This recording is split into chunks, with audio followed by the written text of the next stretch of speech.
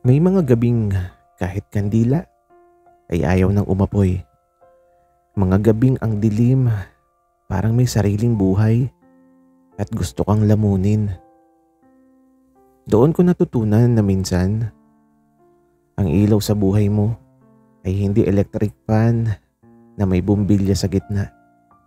Hindi flashlight, nakapos sa baterya at hindi rin poste ng Meralco. Minsan tao, minsan siya, Simon. Ako si Steven, bagong lipat dito sa Santa Maria, Laguna. Tahimik, malamig sa gabi, at parang lahat ng bahay may sariling kwento ng kababalaghan. Nakarating ako rito dahil sabi ng nanay ko, mas makakabuti raw sa mental health ko yung probinsya kaysa sa Maynila. Hindi niya alam na mas stressful kapag puro palaka ang alarm clock mo tuwing madaling araw. Nang unang gabi ko dito, nag-brown out. Siyempre, at sa mismong oras na kailangan ko ng ilaw, nawalan ng kuryente. Wala na akong choice kaya lumabas ako para humingi ng lampara sa kapitbahay. Dito pumasok sa eksena ang lalaking magpapagulo ng buhay ko. Humahangin ng malakas, kumakaluskos ang mga dahon ng niyog sa bakuran. May ungol pa ng pusang tila may kaaway sa bubong. Kumatok ako sa pinakaunang bahay sa tapat namin. At ito may lumabas na lalaki na parang anime character ang forma. Pawisan, nakaitim na sando, may hawak na walis tingting at naka-shorts na may butas sa gilid. Good ventilation kumbaga. Tapos nginitian niya ako. Yung ngiti niyang may kasamang dimples at pahaplos sa kaluluwa. Uy, bagong lipat ka, no? Oo. Ako si Steven. Oh, nice. Ako Simon. Sandali. Kukunin ko yung lampara mo. Huwag ka matakot ha. Feeling ko may multo lang sa likod mo. Gagi, tangina. O mga tsumbalahibo ko mula sa batok hanggang sa singit. Napalingon ako, wala naman. Pero yung puso ko, umintig. Parang kakaiba. Pagbalik niya, may dala siyang lumang lampara na amoy gas. Inabot niya sa akin, sabay sabi ng malumanay. Kapag natakot ka, sumigaw ka lang. Rinig ko naman sa bahay niyo eh. Pupunta ako. Napatingin ako sa mukha niya. Namula yung pisngi ko kahit hindi ako nilalagnat. Bakit mo ako tutulungan? Wika ako. Sabi mo bago ka dito, baka kailangan mo ng kakampi sa mga underworld. Wika niya. Ngumisi siya at kumurap na parang slow motion sa paningin ko. Nangiangat ko ang lampara, napansin ko na may pangalan sa ilalim. Nakaukit. M-O-N. Tapos yung tanong ko sa kanya, sa'yo talaga to? At ang sagot niya, hindi. Mon lang yung pangalan ko. Pero ako talaga yung ilaw mo dito. Natawa siya sa sariling joke. Ako, hindi. Ako ay natulala. Kasi ang lakas ng dating niya. Kaya ito pag-uwi ko sa bahay parang mas maliwanag ang dilim. Hindi ko alam kung dahil sa lampara o dahil sa tingin niya. Sa unang gabi ko pa lang, nagkaroon na ako ng dahilan para hindi magising ng pagod sa kinabukasan. Aaminin ko, gusto ko nang mas madalas na masira yung kuryente dito. Sa munting Santa Maria, biglang nagliwanag ang mundo ko. Simula ng kwento naming dalawa. Kinabukasan maaga akong nagising. Hindi dahil sa palaka, kundi dahil sa isang ingay sa labas. May kumakatok. Para bang, hindi ko alam kung saan pero parang sa bintana. Pagdungaw ko ayun siya, Simon. Nakasando ulit. May dalang plastic na may pandesal at kape. Sa kapeng barako na style. Good morning, ilaw. Sabi niya sabay kindat. At ang sagot ko, ha? Ano? At ang sabi naman niya, yun ang bago mong pangalan dito kasi kahapon sinagip kita ng lampara. So ikaw si Ilaw. Pinilit kong maging normal pero paano? Kung ang nagpapangiti sa'yo sa umaga ay isang guhapong kapitbahay na may dimples. Lumabas ako, bit-bit ang hiya. Tapos sabi ko, hindi mo kailangan mag-abala. At ang sagot niya, ano ka ba? Welcome gift. At para may lakas ka mamaya pag nag-brown out ulit. Naglakad kami papunta sa gilid ng bahay kung saan may bench na parang antigong gawa pa ng lolo ko. Naupo kami.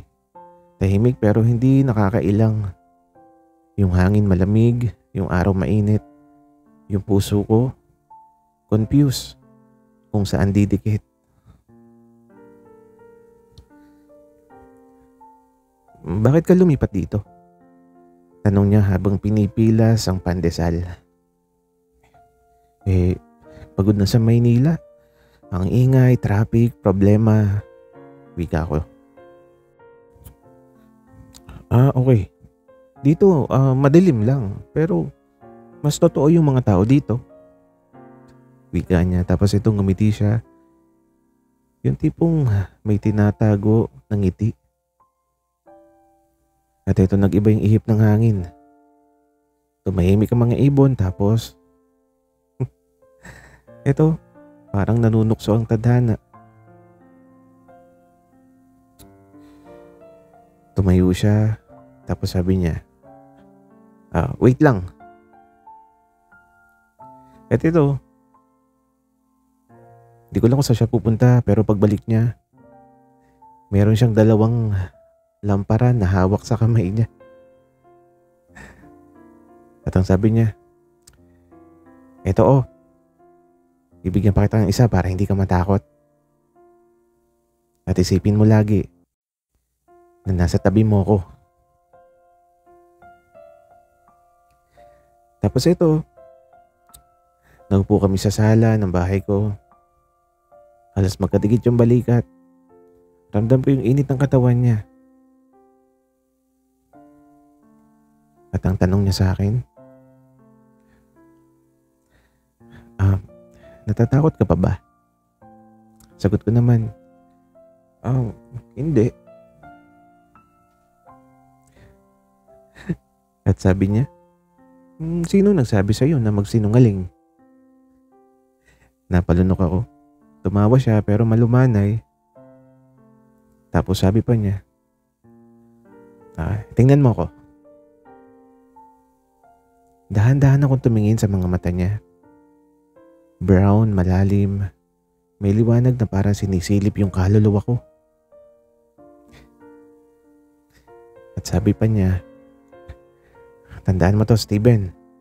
Kapag nandito ako, wala kang dapat katakutan. At hindi ko alam kung dahil sa lampara o dahil sa kanya, pero parang naging komportable ako. Parang safe zone yung tabi niya. Nagtagal kami sa ganung pwesto. Nagkukwentuhan na kung ano-ano. Hanggang sa marinig ko yung boses ni nanay sa kabilang kwarto. Steven, sino yung kausap mo dyan? Nagulat ako. At ito, mabilis na tumayo si Mon. Ako po, tita, si Mon. Wika niya. Narinig ko yung pinto na bumukas. Lumabas si mama. Nakatitig kay Mon. At ang bulong niya. Ay, ang gwapo. Hindi rin naman nagtagal si mama. Bumalik din siya sa kwarto. At eto, natawa na lang si Mon habang ako naman ewan ko ba, pero parang nahihiya ako. At eto, paalis na siya. Sabi pa niya, "See you later, ilaw." At eto, tuloy na siyang umalis. Ako naman nakatayo lang. Hawak yung dibdib ko. At doon ko naramdaman, mas mabilis ang kilig kaysa sa takot.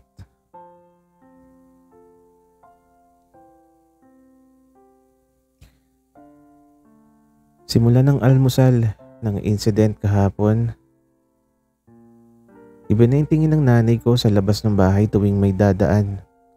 Lagi siya nakaabang na para CCTV. Tipong baka maispatan ulit yung gwapong kapitbahay na ewan ko ba kay mama.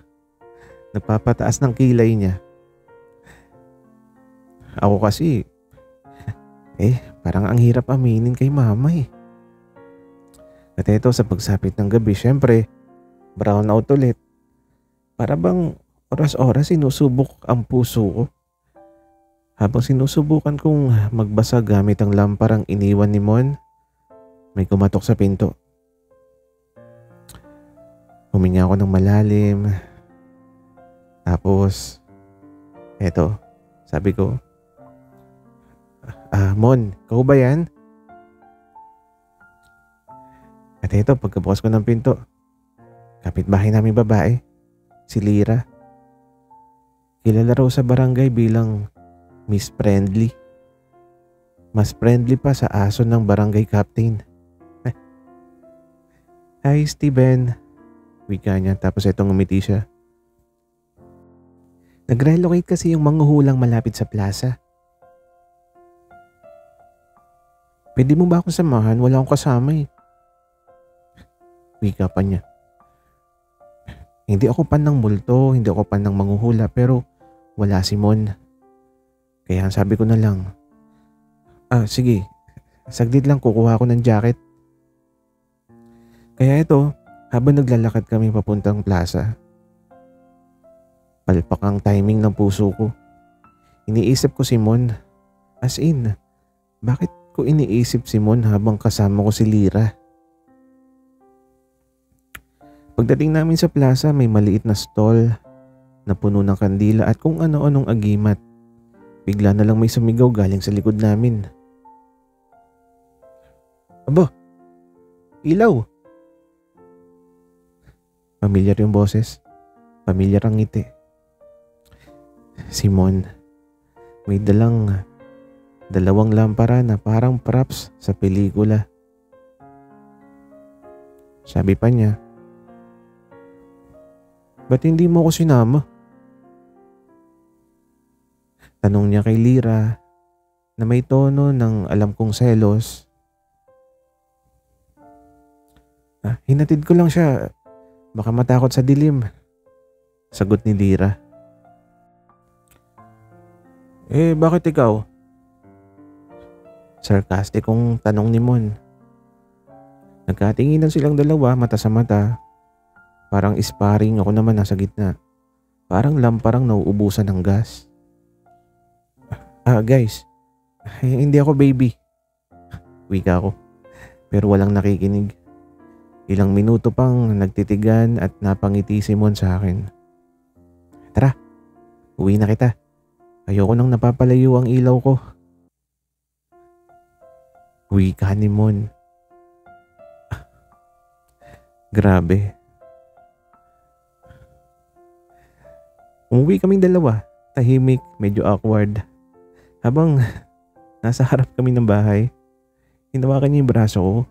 Hindi mahigpit, sakto lang para maramdaman ko yung init niya. Sabihin mo nga sa akin, okay lang ba sa'yo na lumalapit yung iba sa'yo? Wika niya sa mababang tono. Hindi agad ako nakasagot kasi ang totoo, Ayoko. Ayoko na may iba. Um, Hindi, bulong ko. Ngumiti siya ng mabagal, yung ngiting parang nanalo siya sa bingo. Tapos sabi niya, good. Kasi ayokong may umaagaw sa liwanag ko. At bago pa ako makasagot, umalis siya. Naiwan akong nakapakaw sa lugar.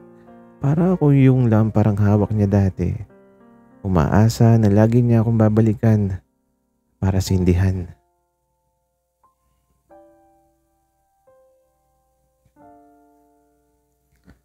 Walang brownout kinabukasan. Iba yung pakiramdam. Parang may kulang. Walang kumakatok sa bintana ko. Walang nagdadala ng pandesal. Walang pilyong ngiti na nagpapalambot ng tuhod ko. Since hindi ko siya nakita buong araw, napaisip tuloy ako. Baka napikon siya kagabi. Baka busy siya. O baka ako yung busy mag-isip ng kung ano-ano tungkol sa kanya. Gabi na nang may kumindat sa langit, umuulan. Tumila po ng kindat sa poste ng kuryente. At ayun na, blackout ang tadhana. Bago pa ako makatawag, may kumalabog sa bubong at kumalabog ulit. Parang action star ang dating. Pagbukas ko ng pinto, Simon basang-basa. Hingal, hawak yung jacket na parang superhero. Hey, namiss mo ako? Tanong niya na puro ngiti kahit nanginginig sa ulan. Hindi. Sagot ko. Ano? Hindi? At eto ngumisi siya. Hinilan niya ako palabas. Ano ba, Moon? Saan tayo? Wika ako. Doon. Wika naman niya. Tinuro niya ang likod ng bahay. May kubo pala sa likod na hindi ko napapansin. Tumakbo kami papasok doon habang bumubuhos ang ulan. Nasa loob kami ng maliit na kubo. May lumang lampara siyang sinindihan.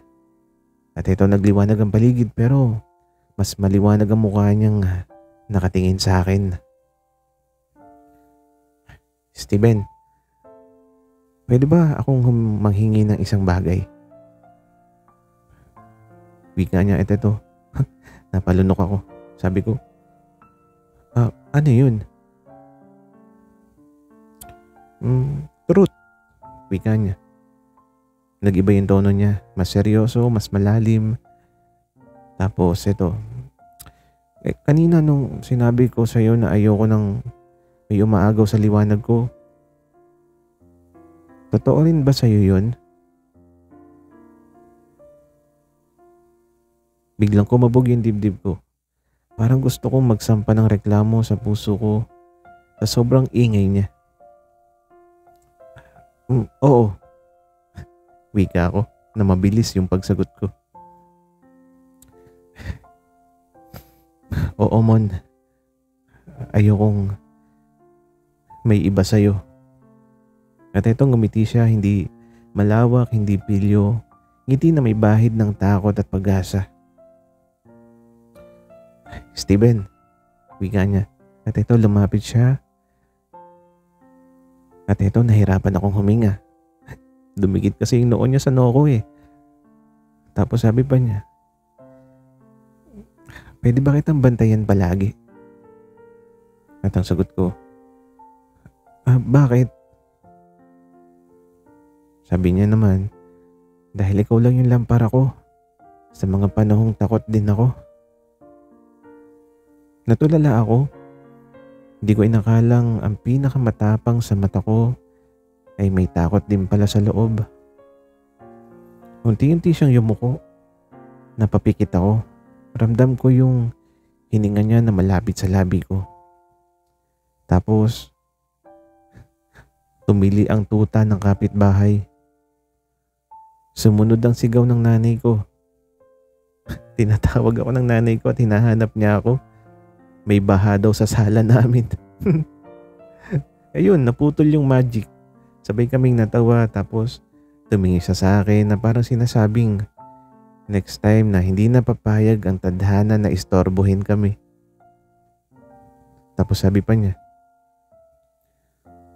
bukas dito ulit ha, same time.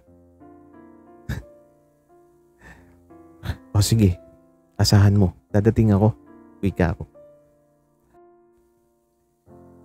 At sa unang pagkakataon mula nang dumating ako, hindi na ako natatakot sa dilim dahil may taong mas nakakatakot mawala. Kinabukasan buong araw kong iniisip ang kahapon. Yung halos maghalikan na kami. Pero sinira ng kapalaran. Gabi na ulit, tahimik, huminto ang ulan, pero may ambon pa rin at may malamig pa rin na simoy ng hangin. Hawak ko pa rin yung lampara niya at para siyang parte na ng katawan ko. Lumabas ako at dumiretso sa kubo. Nandun siya, nakatayo, nakasandal, nakangiti, para bang ako lang yung hinihintay niya mula pa ng umaga.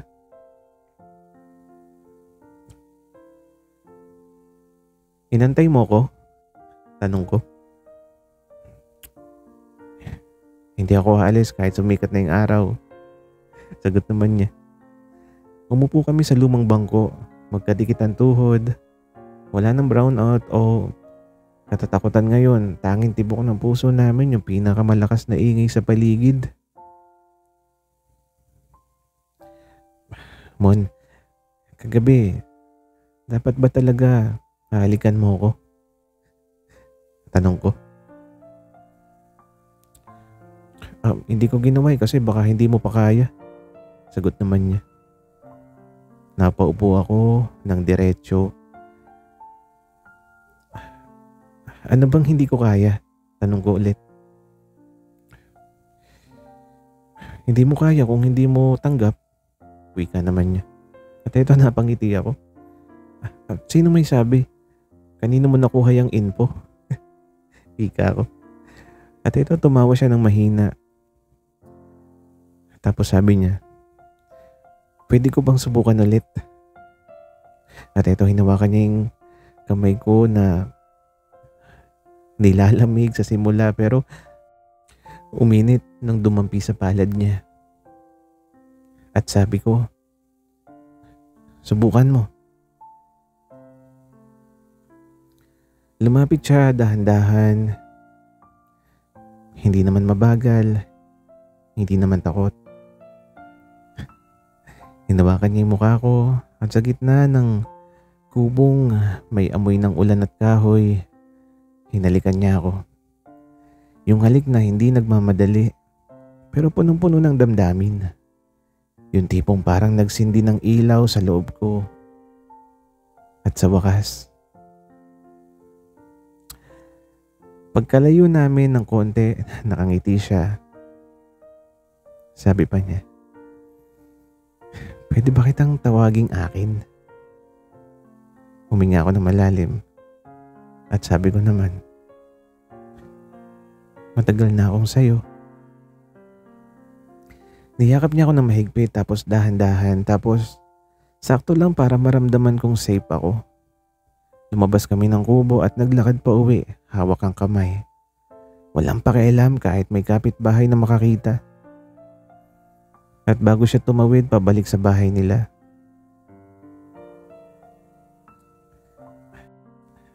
ilaw. Ibabalik ko sa iyo ang lampara bukas. Ha? Bakit? Kasi ngayon, ako na yung magiging ilaw mo. At eto, naglakad siya papalayo. Ako naman naiwan na nakangiti sa dilim. Hindi na nakakatakot ang gabi. Hindi na rin malamig. Kasi simula ngayong gabi, may kasama na akong magbabantay sa dilim. May mga taong dumarating sa buhay mo na parang lampara. Hindi silang dahilan kung bakit may dilim. Sila ang patunay na kahit may dilim, may maghahanap pa rin ng paraan para makita ka. Ako si Steven at ito ang kwento kung paano ako sinindihan ng isang lalaking nagpangiti sa akin ng higit pa sa liwanag. Sana'y nagustuhan niyo ang aming kwento. Maraming salamat sa inyong pakikinig.